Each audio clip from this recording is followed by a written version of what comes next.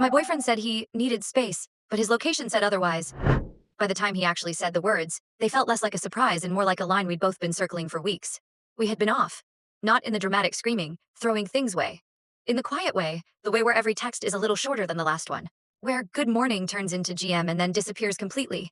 Where how was your day gets replaced by a heart reaction to a meme. Little things stacking up. He started answering my questions with air. I would ask what time he was going to be home and he would say he was not sure. Work was hectic.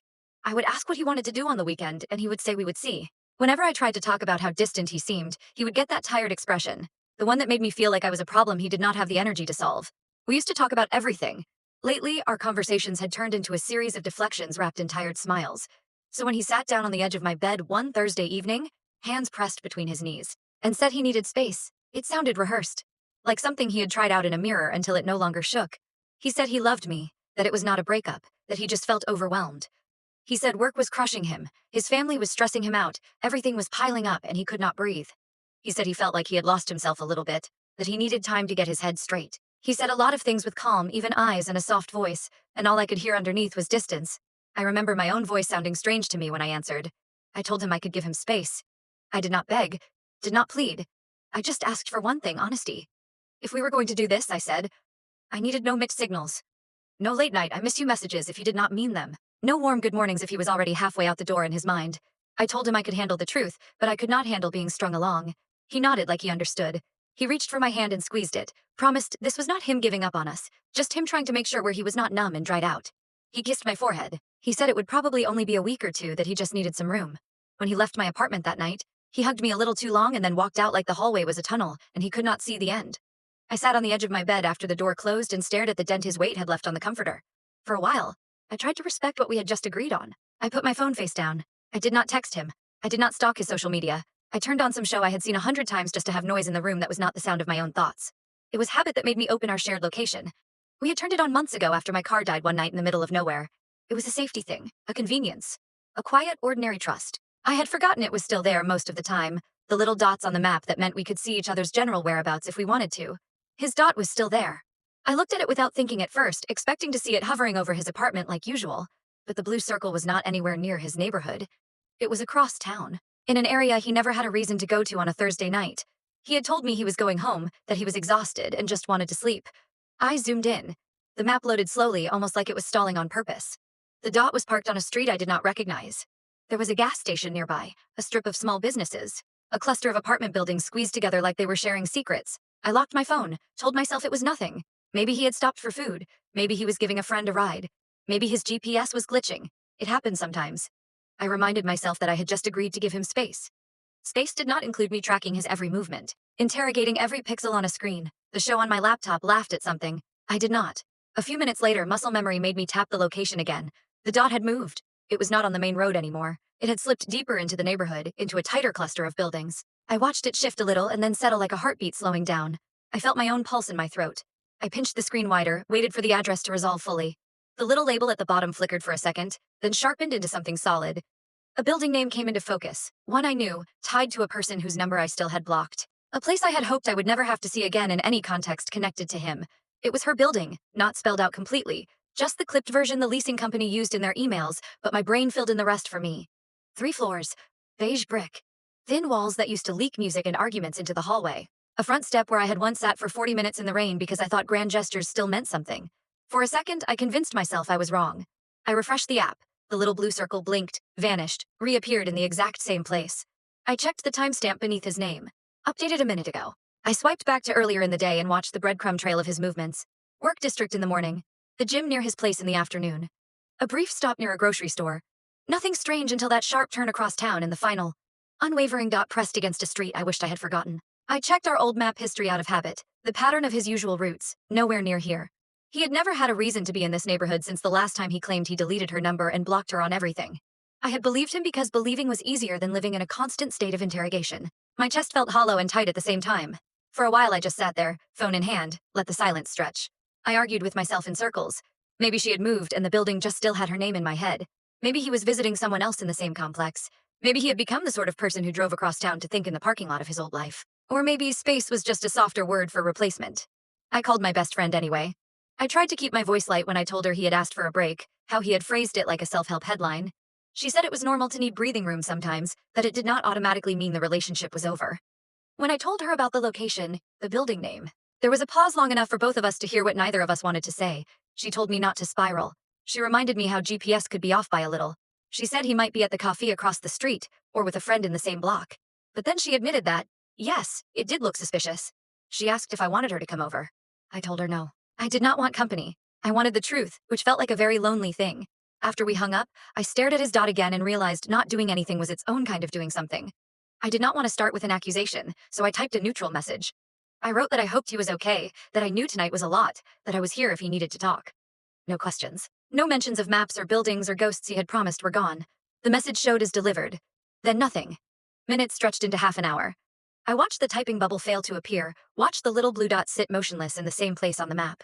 It was like looking at a held breath.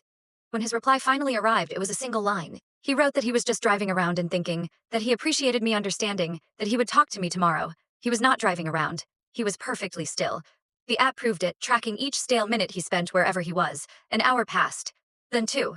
The dot did not leave the building. He did not send another message. At some point, I realized I was not breathing properly, only taking shallow sips of air like I was afraid of making noise. Then, almost as abruptly as he had appeared there, the dot jerked back to life. It slid out of the cluster of buildings, back to the main road. Then onto the freeway. I watched his speed increase as the tiny arrow reshaped itself in the direction of his actual apartment. The sudden movement made my skin prickle. It was like he had suddenly remembered something, checked his phone, and decided he needed to be somewhere else very quickly. I told myself it did not matter. I already knew enough. But the part of my brain that had cataloged every detail of our relationship started flipping through files on its own. Small comments he had made, casual lies that had seemed harmless at the time. He had told me he had not spoken to her in years, but I remembered the way he always stumbled slightly when someone mentioned her name. He never said it out loud anymore. He would just say that girl, or my past, as if syllables could summon her. I thought about how often he claimed his phone battery died when he was out with certain friends. How those nights always coincidentally lined up with him being oddly tender and distant the next day, both at once.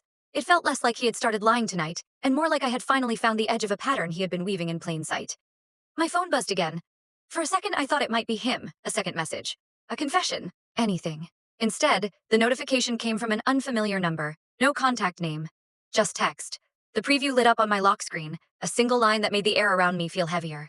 Someone had written, "Hey, I think we need to talk about him." I stared at the message until the words blurred. "Hey, I think we need to talk about him." I read it 3 times. Then did what people always do when they are afraid of the answer.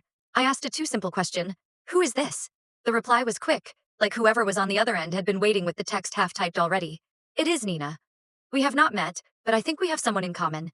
The name hit me like a cold hand on the back of my neck. He had called her a lot of things. His past, a mistake. That girl, he had never used her name around me if he could avoid it, as if saying it out loud might summon something he did not want to see. I felt suddenly very awake. "How did you get my number?" I asked. There was a pause this time. Then, "I saw your name on his screen once. I recognized it tonight." He fell asleep. "I am not trying to cause trouble. I think you deserve to know some things." Some part of me wanted to throw my phone across the room, to decide I had seen enough and did not need another stranger's story layered on top of my own. Instead, I called her. Her voice was steadier than mine. She apologized for texting so late, for involving me at all, then she told me how long they had been seeing each other. The timeline unrolled in my mind like a film strip, dates overlapping with memories of dinners, weekends, quiet nights where I had thought we were fine. When she said the month they had started, I knew. It was not new. It had not started with space. He had not been overwhelmed by work, or life, or some vague internal storm. He had been busy. She told me he had said he was single at first. Then, when he slipped and mentioned me, he called me an ex he was still untangling things with. Later, when that no longer lined up with whatever stories he was telling, he adjusted it again. He told her we were basically broken up. We were just sharing responsibilities. We were taking time apart. He made it sound like a technicality. She sent screenshots. His messages to me about needing to find himself, needing a week or two, sat next to his messages to her about how excited he was for a fresh start, and how he was finally free to do things right this time. I scrolled back and forth between the threads, checking timestamps. While I had been watching his dot linger at her building, he had sent me a message about driving around and thinking. Less than 2 minutes later, he had sent her a picture of his car parked outside and a line about how it felt good to be somewhere that felt like home. I did not cry while she talked. I think I had already used up the shock earlier, staring at that map. By the time we hung up, the story was not complicated anymore. He did not want space. He wanted cover. A buffer between his choices and the moment someone could point and say, that was wrong. If he could spread the damage out over a few carefully worded weeks, he could pretend he had never crossed any lines. The realization did not make the hurt smaller, but it made it sharper. It belonged to me now, not to whatever story he would try to sell me. So, I planned. I did not rehearse speeches in the mirror. I did not script out perfect lines. I made a different kind of list, the dates, the screenshots, the moments that did not match. The night he had said he was working late when his location sat in that same neighborhood for hours. The weekend he had been too sick to see me but had apparently felt well enough to help her build a shelf. I put his things in a box. The sweatshirt he always left on my chair, the spare charger, the mug he insisted made coffee taste better. I placed the box by the door like an answer waiting to be given. Then I texted him. "Can you come by tomorrow? There are some things we need to straighten out." He replied with a simple sure and a time. No questions. Maybe he thought I wanted clarity about the space.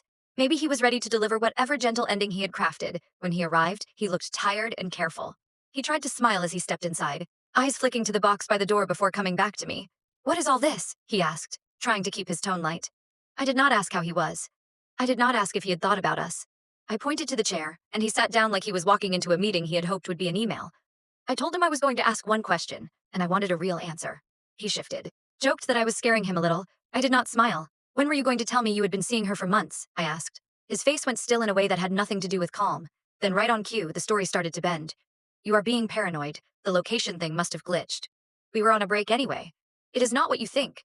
Things with you and I were basically over. I did not want to hurt you. You are blowing this up."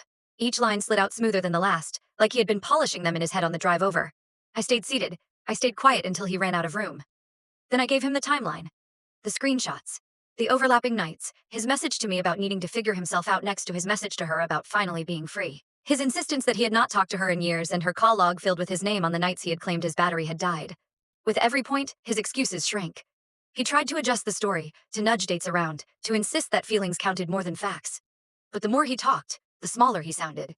In the end, there was nothing left for him to hold on to except a weak, "I never meant to hurt you." I believed that, in a way. Hurting me had never been the point. I was just collateral between the person he had been and the person he wanted to be without having to feel like a villain. I stood up. I told him I was done. Not just with this conversation, but with the version of myself that would have clung to his half-truths and waited for him to choose me properly. I handed him the box. I watched him realize what it meant. I told him I had already changed my passwords, that the shared location was off, that whatever story he wanted to tell other people was his business, but he did not get to rewrite what had happened for me. He said my name like it was a plea. I opened the door. On his way out, he tried one more revision. "We can fix this," he said. "We just need some time, some space." I almost laughed then, but it came out as something quieter. "You already got your space," I said. "This is what you did with it." After he left, I sat on the floor in the empty spot his things used to fill. The ache was there, sharp and insistent, but beneath it was something steadier. A strange kind of relief. His request for space had felt like the beginning of the end. Looking back, it was something else. It was a warning flare I had finally learned how to see. That night, I sent him one last message. No paragraphs, no explanations. "Do not contact me again." Then I turned off my phone, and for the first time in weeks, the silence felt like mine.